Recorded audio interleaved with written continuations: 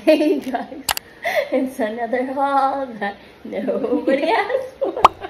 Ikan mi og Island Central Mall and then as usual Essential Mall. Central Bugo. As usual, yung lighting. ingon mi nga di mi mo gasto pero here we are. Nag Mr. DIY me and guess what guys? Be? Sinong mag-aakala nga tag 45 rand? Nice yung color. Glass straws. Ano siya small and big and it comes with brush. Pinaka best purchase today. Tigduha mini PB. Steel kay siya guys, kay 229 na siya.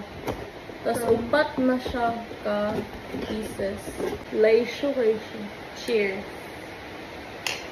Nice. Bugok din na namang matcha.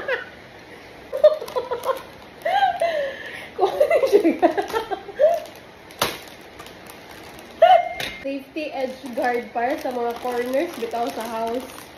Kay labi na nakoy toddler. Dagan siya kalit niya para di mabuskag yung dagway.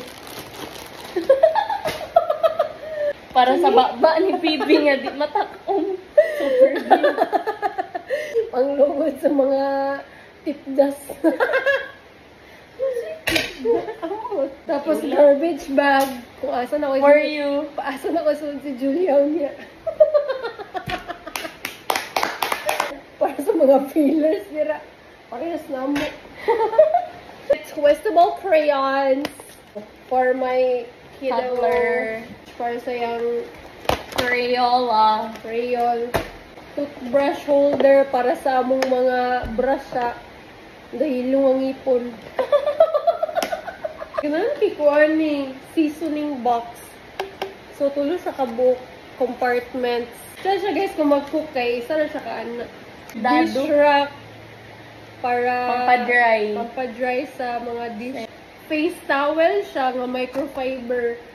Kay na ako'y na-discover nga kung magbasa ka sa, kung mag-wash ka sa imong face, dili imong body towel, sabol, mo lang giugasan imong kwan, giyog-yog ni mo sa imong caps, giyog-yog ni mo si dili, mo na yung dagway, bungot, mo na yung dagway, dagan na kay gapanubo.